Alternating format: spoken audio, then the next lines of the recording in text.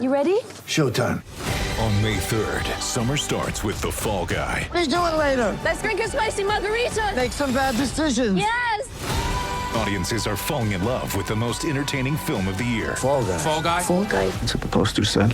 See Ryan Gosling and Emily Blunt in the movie critics say exists to make you happy. Trying to make it out? Nope. Because I don't either. It's not what I'm into right now. What are you into? Talking. Yeah. The Fall Guy. Only in theaters May 3rd. Rated PG-13. Get ready for the greatest roast of all time, the Roast of Tom Brady, a Netflix live event happening May 5th. Hosted by Kevin Hart, the 7-time world champion gets his cleats held to the fire by famous friends and frenemies on an unforgettable night where everything is fair game. Tune in on May 5th at 5 p.m. Pacific time for the Roast of Tom Brady, live only on Netflix. It's only a kick, a jump, a block. It's only a serve. It's only a tackle, a run. It's only for the fans. After all, it's only pressure.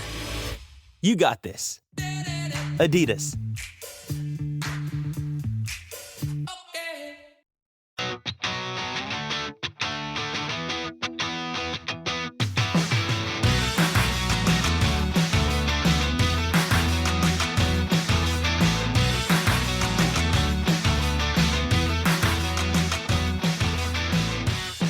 Welcome back, Ram fans. This is Rams Up, your favorite LA Rams podcast. We are proud members of the Fans First Sports Network. That's fansfirstsports.com. You can also follow us on YouTube. Our channel is at LA Rams Up. I'm your host, Mark. You'll hear from my co-host, Tom, on occasion as well. Hey, we're not Rams insiders. We're just longtime fans who love talking about our Los Angeles Rams. Let's get to it.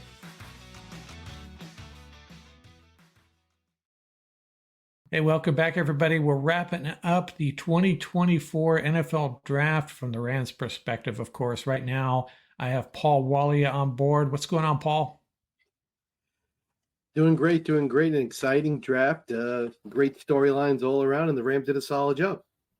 Yeah, and for everyone's awareness, we're recording this. It's in the middle of the 7th round. The Rams have not made their last pick. When they do, I will update my information here and we'll share that. Maybe we'll predict it right before this pick happens. We are obviously following along. And I may have some other folks join in the middle of this. Let's talk about this draft. So you missed yesterday, but we'll get back to some of the day 1 and day 2 picks. Let's focus on day 3. And that first pick, here, let me share my information on that 5th round pick, number 154 overall, Brandon Jackson, the edge rusher out of Washington State. And solid pick. And we had talked about this guy, and let me take a step back here and let me frame this, because we were texting about this. If there is two themes to this draft, the first theme is the Rams are drafting grown-ass serious men that want to come in and play football from snap to snap and no messing around. And the other theme is defense. And Brandon Jackson fits both of those, right? And I was a little surprised that they went edge again. But hey, I think the Rams must have been actually pretty surprised that he was still there, right, in the 5th round. Yeah, and if his name sounds familiar, he was a Puka Power pick. We had just done our 3rd installment, and we made not only have we mocked him 3 times, we made sure to highlight him because he is a rock solid prospect. And I think your summary is spot on. He is, and I'll just summarize this very simply as the text I sent to you. So as soon as he gets drafted, I'm excited because I love him as a prospect. And I go on Rams website, and they have his little snippet of his phone conference. So he gets asked, give us a little summary of what it was like when the Rams called you. What did you say? He said, when should I report? That says it all. This is the type of player you're getting. First of all, he's huge. He's a very solid pass rusher, can bull rush, can bend the edge, as we talked about last time on our segment. But everything that he brings to the table, he wears the C. He's a team player. He loves the game of football. He's just a positive presence all around. He's going to fit in perfectly. And like he said, coming into that room, which is a crowded edge rusher room, he said competition only makes everyone better.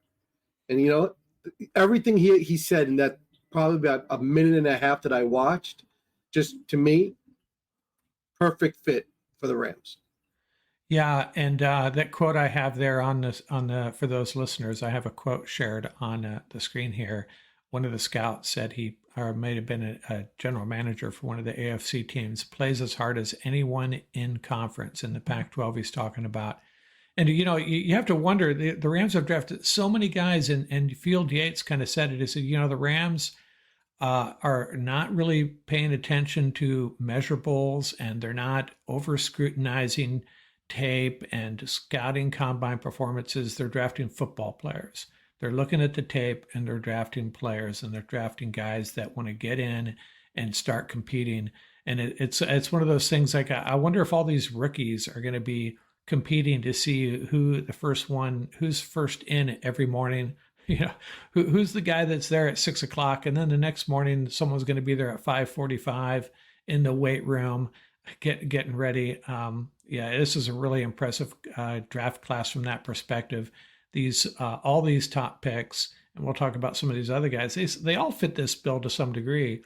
Just guys that you want in your locker room, right?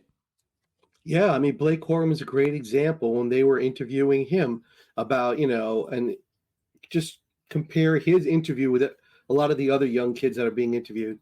And they're not kids, obviously, but he's already talking about winning a Super Bowl. Yeah.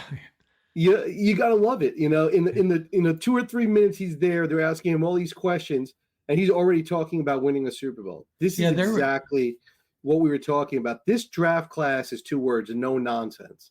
Yeah. They, like you said, they threw out the measurables, they threw out the combine data. They said, let's bring in guys that have done it on the field, that bring the work ethic, bring that Puka mindset that we've been talking about, right? And they're going to bring that into the locker room. They're going to build upon what we've already established. And Blake Corum is an example of that. Brennan Jackson is an example of that. Everybody that they select, Jared Verse is an example of that. If your boy Fisk is an example of that. So I just think. I think Jordan Whittington is too. Yeah, Jordan. Yeah, we were talking about that. I went in and found our mock draft when we had talked about Jordan Whittington, and for those, Ram Nation, for those of you, just a little bit of background on him. He is he used to play running back, an incredible yak machine, big physical wide receiver that likes to block. So, I mean, once again, he just fits in. He's a great team player, never complained about getting the rock when he was at Texas. All he cared about was winning. So yeah, and someone had said that, getting back to Blake Corum, I don't know who it was, one of the evaluators, I think it was on ESPN, said that in all his years covering college football, Blake Corum is the most impressive young man he's ever been associated with, something to that degree. And he, that's a pretty high compliment, so yeah, we got some good ones. So we go edge, and then we go defensive tackle, and then we went, let's go back and look at this. I don't want to get this wrong here. We went edge, defensive tackle, running back, safety, and then we come back and get another edge and another defensive tackle, just loading up on defense. But let's go through and talk about each one of these guys. Tyler Davis, defensive tackle. I got the wrong school there. He's out of Clemson. Tyler Davis out of Clemson. Let me take that down and I'll fix it right now. But Tyler Davis out of Clemson is, talk about him a little bit while I fix this. He's basically a run stopper deluxe. Yeah. That's how they describe him. But some of the other characteristics that we've been talking about. One of the team captains, right? Clemson team captain. So one of the captains, high marks for leadership, stout in the middle, developing his pass rushing capacities, but really good run stopper, can play all three spots. Some say he's limited in terms of just really quick and short areas, but long speed is pretty, like in terms of going after the quarterback is somewhat limited. Pass rushing repertoire is somewhat limited, but listen, he's got the basics down. He's got the leadership qualities that the Rams prioritize, and he's also good against the run. Everything else can develop over time. If I get back to this slide, I got it fixed there for you. And then we got Joshua Carty. And we had gone back and forth. I think you were against drafting a kicker, and I think Tom was kind of on the fence about it. I early on had been arguing for a kicker, and I just tell you, say what you want about drafting a kicker. This feeling of calm overcame me when the Rams made that selection. Yeah, it's because this guy's, he's consistent. He's got a big leg. He's got a high arc. I don't think there's any doubt that he can be successful in the NFL. Hey, he may be. He's still got to prove it. Still got to kick in the clutch, click in bad weather, all those other things. But I don't know. I'm not opposed to this selection at all. You probably are. Am I? Hey, listen, look. As long as they don't take a punter in what was it, round 4? I think we're okay. So, and no knock at taking a punter around 4. The kid from Iowa, I'm sure he's plenty fantastic. But Carty is considered the best kicker in the class. He can boom it legitimately from 50 plus. Good accuracy all around. The bottom line with all the college kickers is that when you go the transition to the NFL, you got to do it in the clutch moments. That's that defining sort of characteristic. You have to be clutch in the NFL. Oh, by the way, as we're recording this, two of your guys, Taj Washington and James Williams, have been drafted. You probably saw Devonshire. that. Devonshire also. Right. Yeah, guys we really liked. Now, Whittington, we talked about him a little bit, and I was not really that familiar with him, but the take on him appears to be his teammates love him, and the reason they love him is he'll do anything to help his team. If that's blocking, if that's tough catches over the middle, he does the dirty work. Not the greatest. A former running back, he brings that physicality, the physicality that we've been talking about for a long time to the as a wide receiver. Yeah, and I didn't include it here, but let me get the numbers on him. You talk about the size of Cooper Kupp and the size of Puka Nacua, and there's Jordan Whittington, 6'1", 205 pounds, right in that wheelhouse of the new Ram wide receiver model. Everywhere, Ram wide receiver, right? That can, and these guys can block. They're pretty good with the ball in their hands, and outstanding teammates. And I think Whittington fits that perfectly. So, hey, 6th round, if this guy can come in and make the team, it's going to be a competitive wide receiver room. We still don't know what's going on with Tutu, because Tutu's the one guy that doesn't fit that model. But we'll have to see. So I'm so glad you brought up Tutu. So after they drafted our buddy Cam Kinchins, so Cam, they have a live feed, Cam from his phone, wherever he was. Guess who's on the call with him on the video feed? Tutu. Oh, yeah. They were high school teammates. Is that right? Tutu was his high school quarterback, and they're like sort of best friends. So I guess Tutu's going to be staying with us for a while. He's not going anywhere. And I mean, Cam was smiling from ear to ear. Tutu was smiling, and this might light a fire under Tutu, right? And this is exactly what we're talking about. And the example I want to cite is when everything happened with Fisk, and everybody was saying, "Oh, they gave up too much. They gave up too much." Not. I would say about the very next. I would say within a couple of hours, this video segment comes out about Verse and how happy he was that Fisk was going to be there. But even more importantly, they had the call from Snead, and he told him, he's going to get drafted by the Rams. You want to know what Fisk's response was? You mean I'm going to be playing with Jared again? Right. And he's ready. He's almost jumping off the couch. And that's exactly what we're talking about. So this example with Kinchins and Tutu, this example with Verse and Fisk, these guys want to play together. That they respect one another. Verse's comments about Fisk, I've never met anybody I could actually say this about, but he works as hard as I do. Right? Yeah. That compliment alone shows you why these two guys respect one another. And don't forget, Fisk played with Marshawn Nealon, a very, very respected prospect in this year's draft at Western Michigan. Yeah. So, that's exactly what we're talking about. We're talking about the Rams knowing this and making the right move, even though people say they gave up too much.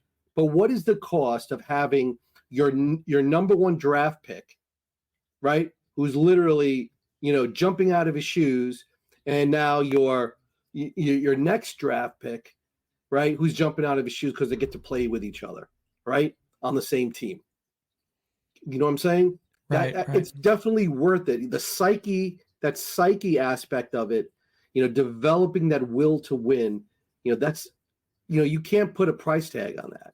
And that was the right move. So if they had to pay a little bit more, so what? So be it. But these two guys are ecstatic. The Kinchins move, I definitely was probably purposeful, knowing that Tutu had that background. So, and he's a great player as well. Once again, he had a horrible combine. And, we had talked about it when we were talking about prospects. They threw those combine numbers out the window. They said, listen, you throw on the tape, this kid plays. This kid plays hard, and he hits like a ton of bricks, and he makes, he gets those turnovers. He gets those INTs, and he loves to tackle. So the physicality aspect, everything about this kid to them said he belongs on the team. Yeah. So, and that is the theme. And Lewis Reddick, I don't know if you caught his response to the Rams drafting Kinchins. He said he's a future Pro Bowler. So there you have it. Hey, Tom, a lot of people say that. Yeah, Tom Cord's joining us. What's going on, Tom? Oh, hey guys. Let me try to get my headset in here 1 second. Yeah, so now let's talk about Bo Limmer, interior offensive line. And I think I had been arguing more than anybody on the roundtable group for depth on the interior. I think this is a solid pick just for that reason alone. Obviously, hey, the Rams can evaluate all these interior offensive linemen and they figure out who fits best. But we needed a body there for sure. And Limmer seems like he's got a lot of starts in the SEC. And so far, by the way, he's our only SEC guy. How do you feel about the Limmer pick? We talked about him a little bit, right? Yeah, I went back and I checked. We actually had him in one of our mocks. I checked his ADP. He was coming in at 155, between 155 and 165 when we picked him. That was about a month ago. So, the fact that they got him at 217, it is just exceptional value. An SEC interior lineman, Mark, is there any downside to that? Yeah. Come on. Right? So, and he could fill in 3 positions. Yeah, I wanted to, before we moved on, I should have mentioned the drafting Whittington. Hey, Tom's back on. Hey, guys. Hey, so let's look at this wide receiver room for a little bit. We got 3 guys that we know are going to be there for sure, Puka, Kupp, and Demarcus Robinson. Now, injuries can always happen. I get it. After that, we have Tutu, Tyler Johnson, Ben Skowronek, and you throw in Jordan Whittington. Am I missing anybody? It's going to be a pretty competitive room. If everybody stays healthy, maybe we carry 7 wide receivers. But very, very possible someone's going to be on the outs. So we'll see. Whittington, it seems like they drafted him with a purpose.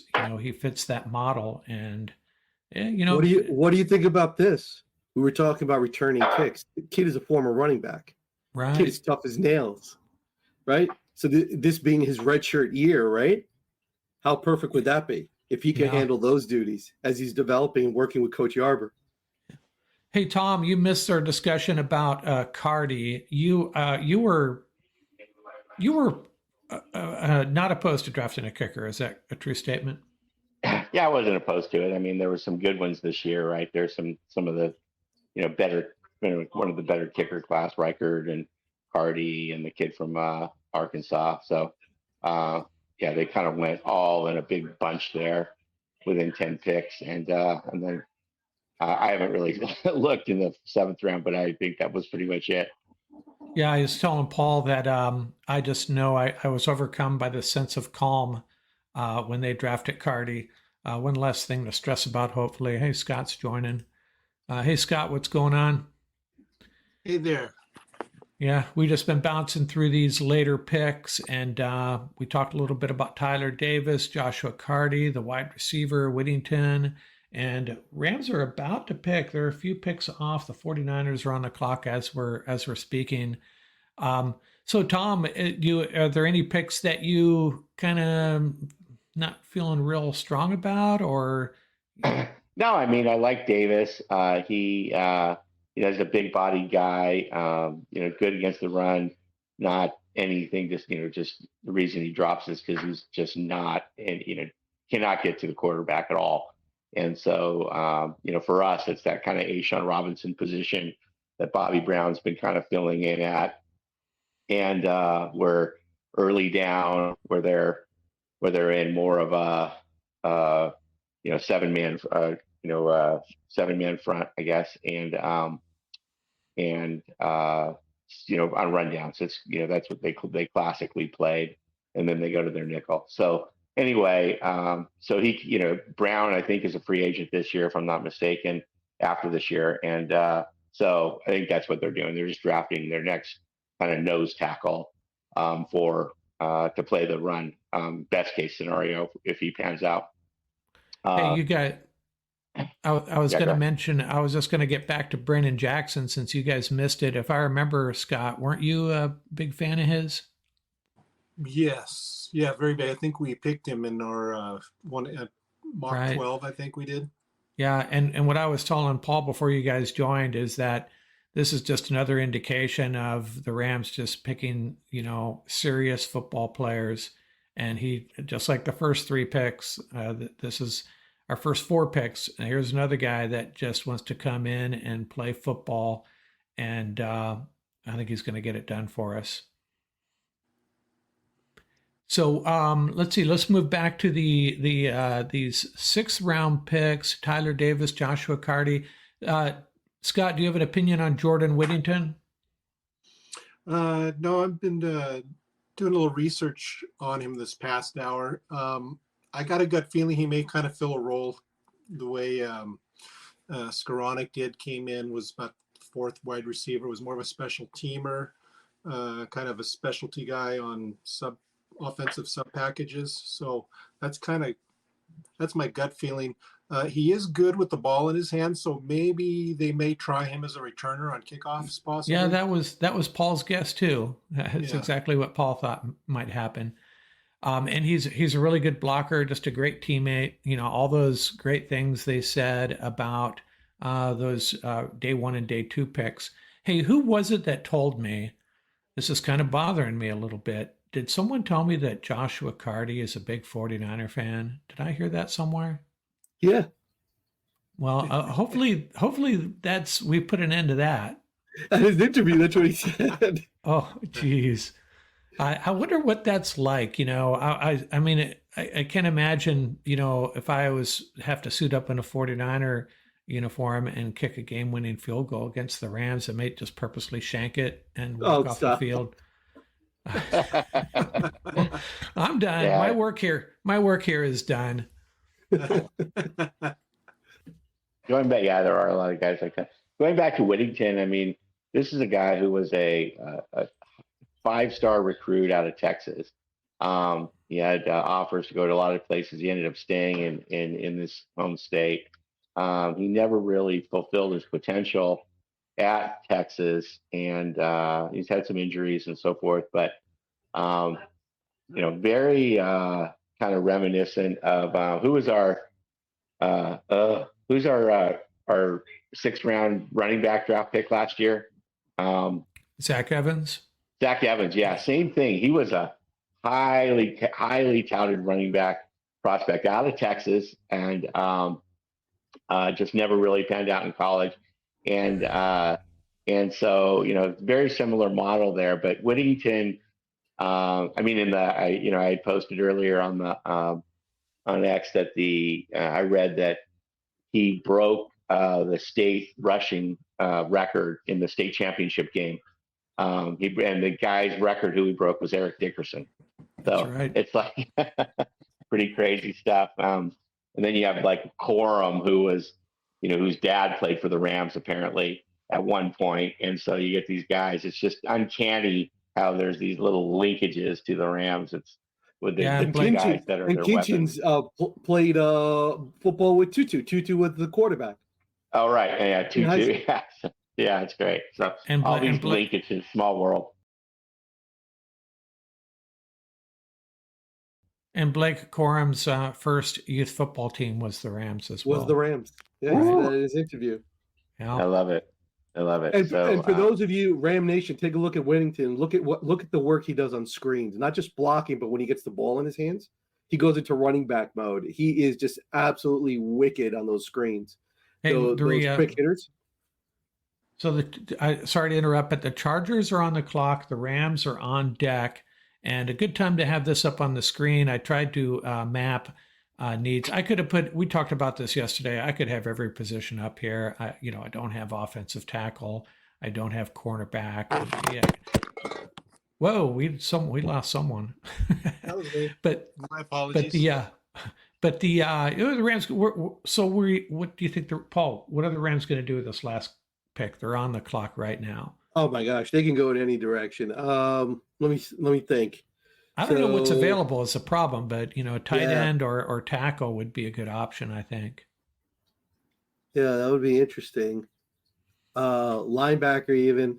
Yeah, right. Linebacker tends to have a lot of value in the latter part of this particular draft. By the way, the Chargers took Rice. Tom and I were texting back and forth, but so the Chargers took Rice. Oh, okay. Well, good for him. Yeah. I know they showed that must be so painful sitting surrounded by your family, waiting for your name to get called, and it's the 7th round. And wow, but we'll see that pick will pop up here in a second. But I tried to map, what the Rams have done, and this kind of captures everything they've done so far with one pick remaining, and. Hey, we knew they were our mock drafts, it became evident that we had to go defensive line, double dipping, and maybe even on the edge too. And that's what they did. It kind of followed suit, I think, to what we expected, except maybe a lot of people thought they were going to draft an offensive tackle. And I thought they'd draft a linebacker, and with the tight end situation is still a little bit troubling.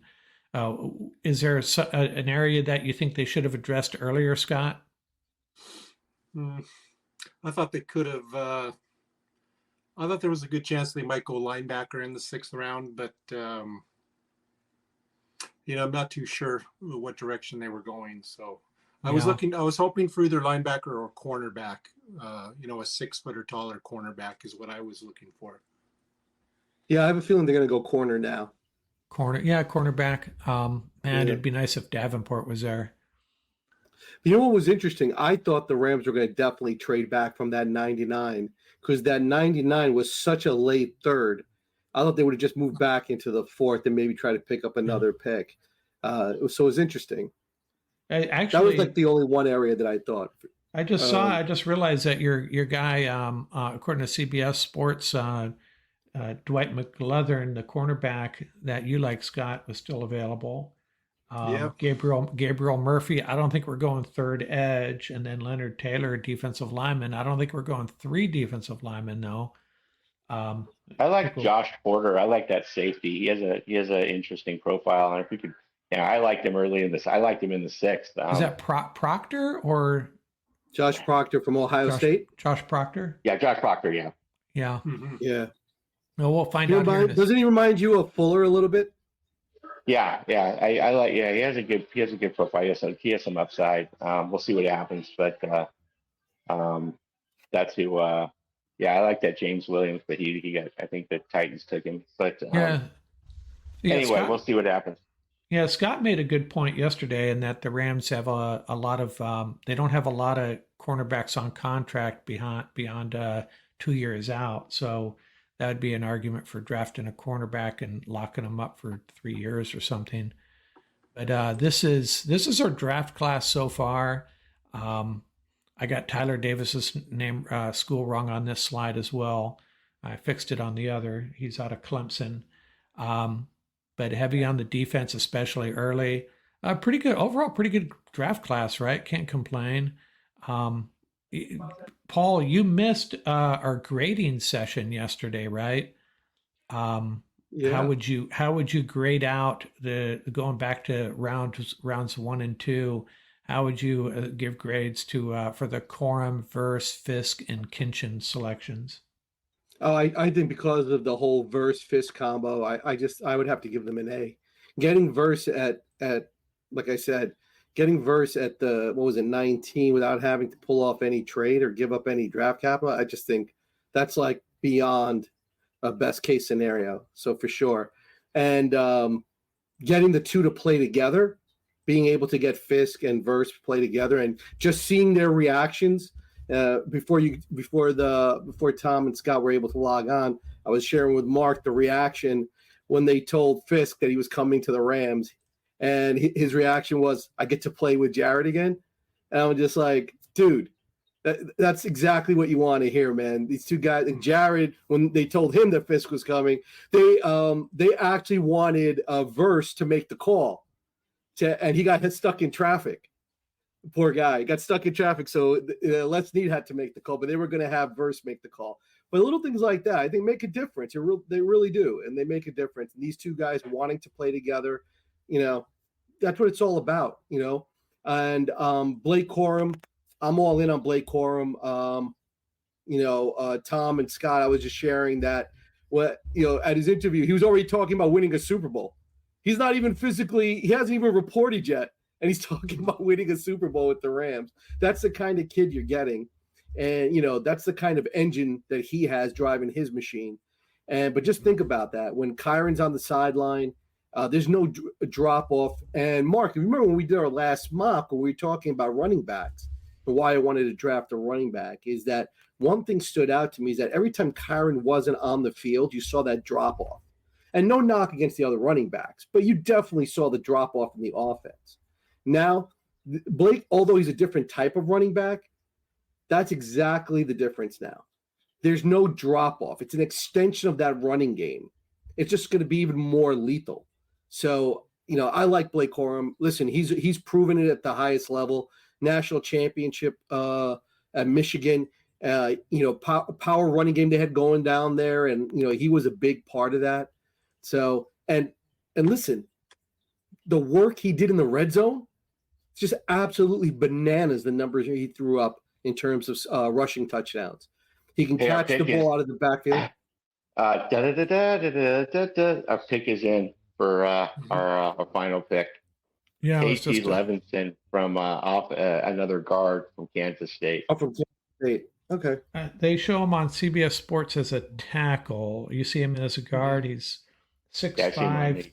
I see him on ESPN as a guard, but I like those guys that are swing guards, the bigger guys, Yeah, I already added him. I was poking around on this slide here. KT Leviston, offensive tackle out of KSU. Paul, you got any inside information on this guy? I got to say, that's one that stumped me. So I'm going to have to go into the database right now and take a look. KT Leviston, all right. Yeah. Well, they did go offensive tackle event. It was a little surprising to me. I really like Mel Kiper. He's one of the more entertaining guys. I know he knows his stuff, but I'm not going to compare him to other analysts. But I swear for the last 3 days, he's had cornerback and offensive tackle as the two needs for the Rams. And I didn't quite get it. I mean, yeah, you need everything, but I certainly wouldn't list those as the top two needs. But so we're done here. We got 4 players on the offensive side, 5 players on the defensive side. I think the front end of the draft was obviously defense, and then we got our kicker, and I feel really good about that. But so, Scott, any final words on the draft? How the whole thing went down, and how do you feel about this draft class? Well, coming in a little bit understaffed on the front seven defensively. I got to give them an A-. I mean, other than not getting another inside backer, I thought getting 2 edges and 2 inside guys, I think is awesome. Verse and Fisk together as teammates, I can just foresee a lot of. You mean like a stunt and twist? I can't wait to see those two stunt against some of the NFC West teams. I can't wait for that. Yeah, you go into this draft and we know a lot of national writers don't get it, but we knew what the Rams needed, and they went out and got it. So, Tom, what's your gut feeling about this entire draft class?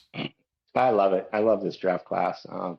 I love the maturity. They went for older guys that are, who's the guy? He already has an MBA. Another guy, Corum has Brennan Jackson has the Brennan Jackson. I mean, they're all these guys are just mature guys who have had a little bit of adversity, whether it be with injuries that they've just persevered through, or smaller schools that like Verse and Fisk, and then they came up to the bigger schools. I mean, it's just it seems like they're really intentional about the profile of the player and not just the profile of the person and not just the profile of the athlete. And it's really interesting. I think the Rams have always been a little bit on the cutting edge of this kind of thing. And analytically and so forth, they may be onto something. I mean, they think they historically like the Senior Bowl players, but now it seems like they're almost taking it to another level. You want an illustrative example? So remember last year, everybody was talking about Monster Zero and how he worked at Dollar General before he got drafted? Yeah. So when they were interviewing Jack, you got to love this kid Verse, man. He's so honest and so real in his discussions, right? So, and they were talking, and he was sharing about like his mental makeup, and they were asking about that. And he's like, I never had anything given to me. I had to earn everything. And he says, when I was at Albany, I was doing DoorDash and working for Amazon. And I immediately thought about Monster Zero when they were talking about Dollar General. I said, there you go. And just like what Tom was saying, that profile, right? And you could just see that illustrative example right there. Bingo. These older players. Right? And and that's one of the reasons I think that a lot of these first round guys that are just these elite athletes, 5-star out of high school, go to a big college, have all these accolades. And now, especially NIL isn't going to make things any better, right? Now they're going to be rich also. And they're going to have everything, just kind of handed. Everything. They just, their whole lives, they have had everything just come to them easy. And you get to the NFL and it is it can be, I think that's why there's a lot of busts, and a lot of these guys don't have their head on straight. They're not starters anymore. The coach isn't talking to them. And next thing you know, they're not studying the playbook, because why should I? If they don't care about me, why am I going to care about them? And then bam, somebody goes down in week 8 and their number gets called and they don't know what the hell they're doing. And now all of a sudden the coaches are like, oh, this guy, he can't even play. He doesn't even know the playbook. He's had, and so I don't know. I think we got to remember these guys are young, like 21, 22 years old. And it's smart to get guys that have proven maturity. Especially guys, when you're in a competitive environment, you have to prepare to be a backup. You have to be you're a backup, and you have to prepare and so forth. Look at Corum, right? I mean, Corum won the Big Ten's version of Man of the Year. They give it to one male athlete and one female athlete across all sports in the Big Ten. One guy gets it and one woman gets it, and he won it. That's crazy, right? I mean, these are guys, I forgot I forgot the name. It's not called Man of the Year, but it's their version of it. And he has a real estate company. He's already has a real estate investment company. I mean, these are just super strong, mature people. Yeah, I think he does a lot of charity work already, handing His out charity food. work. Yeah, he's handing out turkeys the day after he, uh, uh, you know, can't play in the Ohio State game or something. I don't know. It was, it was crazy. yeah. Field Yates, you guys. I think you guys were on Tom and Scott yet. And I talked to Paul a little bit about. I think it was Field Yates that commented on the Rams, and he said some of these scouts, some of these teams, they look at the measurables, they look at the tape over and over again, they look at the combine, and they find little flaws and little things that they're concerned about, and the Rams just look for mature football players. And if they look at the tape, you can play football and you're a serious guy, we're going to draft you, and it's working. It's like my dad used to say. He says, "Look, I'm going to treat you like a man. Don't embarrass yourself." And that's exactly right. Bring in these guys that have that sort of mental makeup. Treat them accordingly, and watch them rise to the occasion. I think it's a great philosophy, and I think more teams should really take a look at that. Okay, before we wrap this up, I know the Rams are going to sign a bunch of undrafted free agents. Yeah. What is the one biggest concern moving forward for this team? I'll start with you, Scott. Oh, I think getting a cornerback with length. That if Witherspoon doesn't come back, I think they need to get a cornerback in the 6'1", 6'2" range. Okay. Put in that room. How about you, Tom? Yeah, I think I wanted to see linebacker and safety. I mean, there's a couple of we drafted Kitchens, obviously, but we still need some depth there. Still not happy with our depth there. And I don't even really Quentin Lake. We all like, but I don't really view him as a traditional safety. He's really more of like that star slot. Yeah, that star that Ramsey played and so forth. I think that's what Kitchen pick does for us, though. We talked about it yesterday a little bit. It alleviates that concern to some degree. We can leave Quentin Lake where he is, hopefully. But yeah, well, Lake has really excelled in the star role, right? So we can leave him there. And Kitchen, I agree. Kitchen goes back and plays the ball hawk safety, which he's really good at. But we just don't have any depth after him, and I just don't think Russ Yeast provides that. And that's really all there is.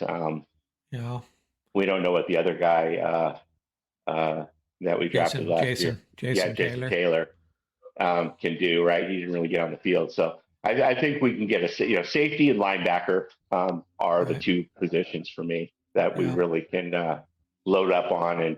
And when people have a chance to get on the field, and those happen to be very good special teams players, as well usually. And so when guys have a chance to get on the field as these UDFAs, then that typically is attractive to them. They like to go to teams that they offer them a little bit of money, but more than anything, give them a chance to play when the depth chart is a little light. How about you, Paul? What's your biggest concern moving forward with this draft behind us now? Yeah, I'd probably a couple of ways they could go. A little bit more O-line depth.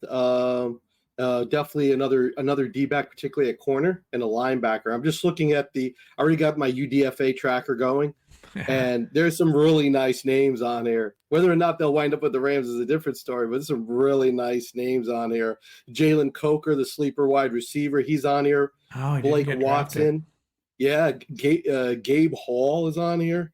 Oh, wow. So it's interesting. So I think it's going to be fun, but that's just another part of the process. The Rams do a nice job of signing UDFAs, and we'll see who they grab. And then you got phase 2 and phase 3 of free agency right around the corner.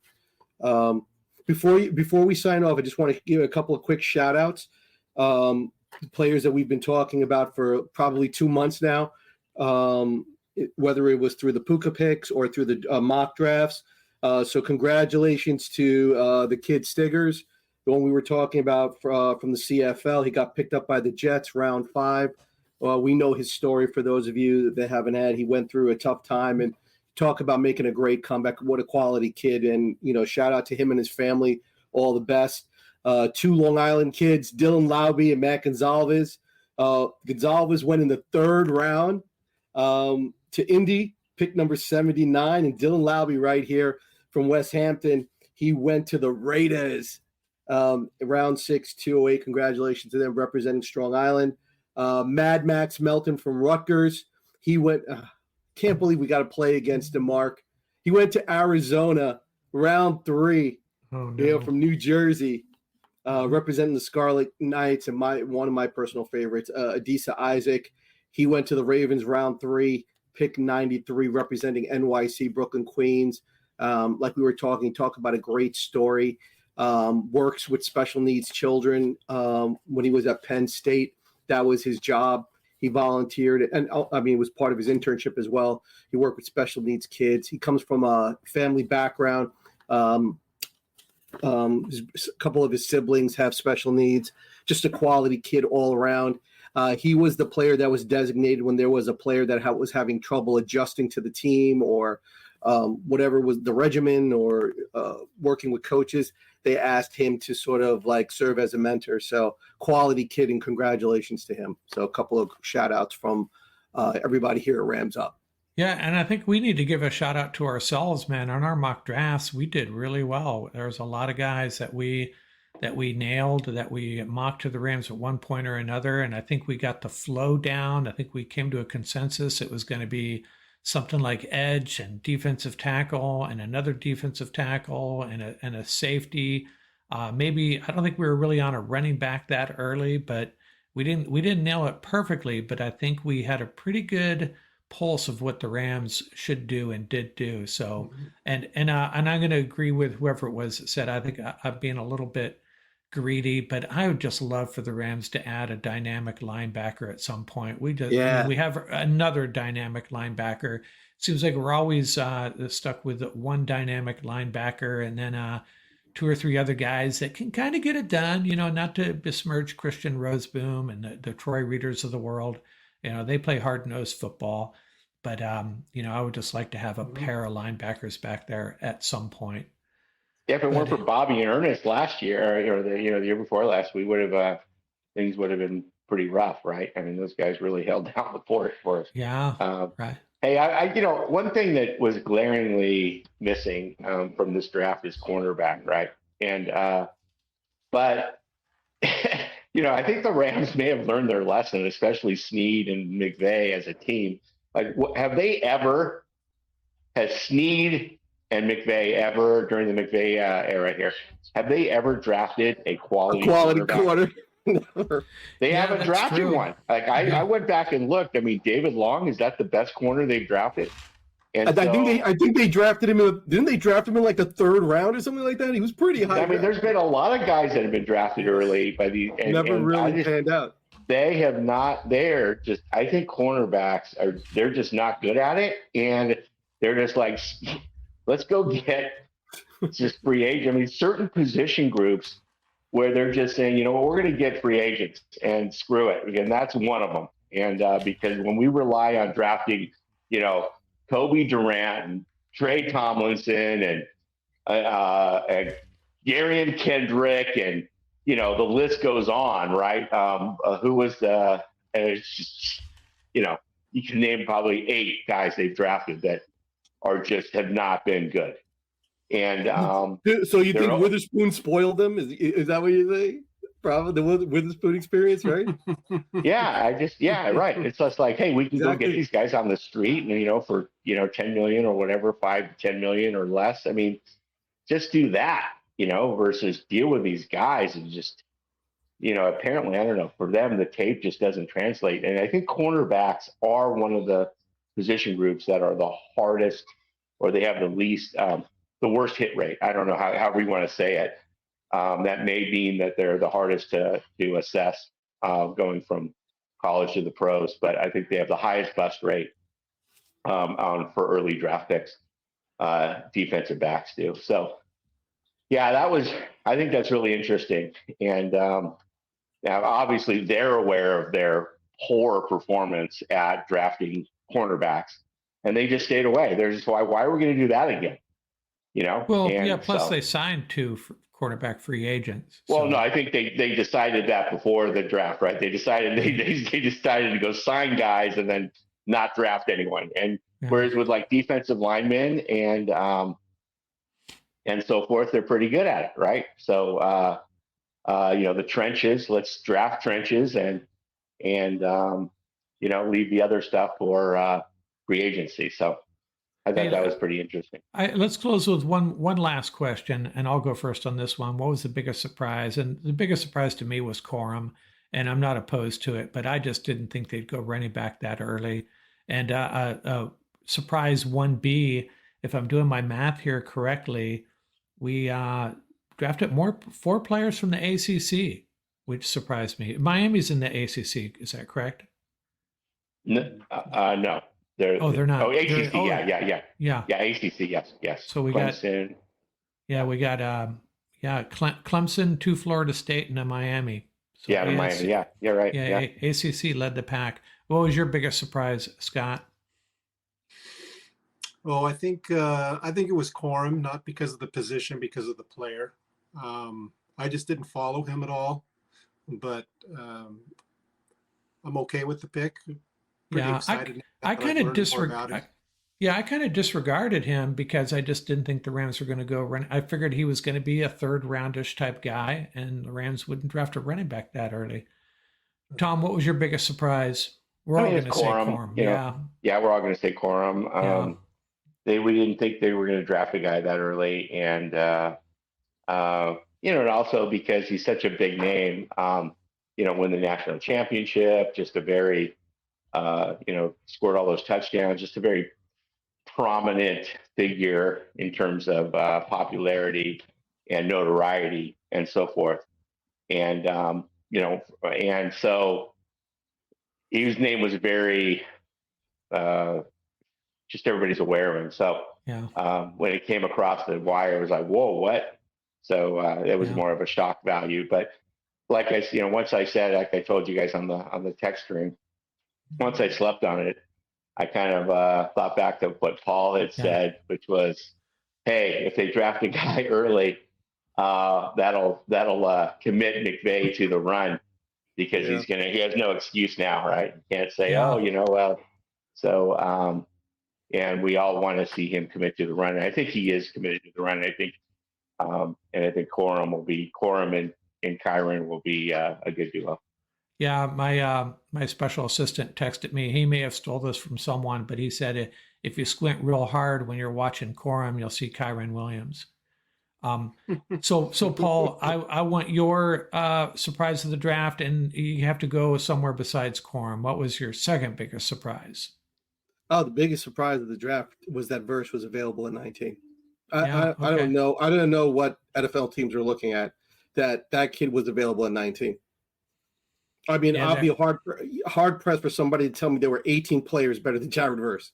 That's the way I look at it. Yeah, I remember way back when we were doing our mocks, you said Verse was your favorite edge rusher. Although I think you said maybe Dallas Turner, but we were discounting him, his availability. And most of the mocks, it was Verse was gone. Let's take Latu. That's kind of how it went down. Yeah, he never got past 13. And, we said, my rationale was simple. Like, name another strong side rusher in this draft besides Latu. It was Latu and Verse. That were pretty much it, on that side, at that level that we were talking about. So, if I had done more homework on the personality and the individual, which I just don't have time to dive into all these players in that regard, I might have suspected the Rams were going to do everything they could to get a guy like that. And I love the smoke screen when everything came out. The Rams were just trying to draw everybody away from their actual pick. I just thought that was awesome. You mean flying out to see Chop? Was that part of it? Yeah, they said all that. Everything that they did was actually all part of that equation. So I just thought that was awesome. Yeah. And that's why I wonder how true some of that those rumors going around about Brock Bowers, how true they were. We'll never know. Well, maybe we will, but I just find it hard to believe that the Rams would let that out to anyone. Yeah. But okay, guys, thanks a lot. Good stuff, man. Good draft for the Rams. Really happy with this draft group. And man, take the next step. See what undrafted free agents we can add. And we'll have another talk. I'll sync up with you guys Monday or Tuesday night. We'll get at it again, and maybe look at the depth chart, see who's what current Rams jobs might be at risk, and be a lot of fun. Thanks for joining. Really appreciate it. Thanks a lot. And now we can tell, for those of you that don't know, Ian is actually in the backyard practicing kicks because we weren't sure if the Rams were going to take a kicker, so we can bring him back in now. Yeah, I think Ian might have been at the draft party. I know he's been nice. Yeah, so I completely understand him not joining. I know weekends are tough for him. That's why we have the round table during the week. But okay, guys, thanks a lot. Appreciate it. Out here. Thanks, guys. Bye-bye.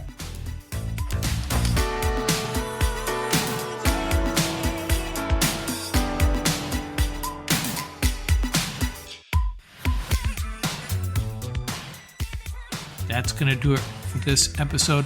Remember, you can reach us at ramsuppodcast@gmail.com. And don't forget about our YouTube channel. Our handle is at laramsup.com. Till next time, keep the horns up, stay safe, and have fun out there.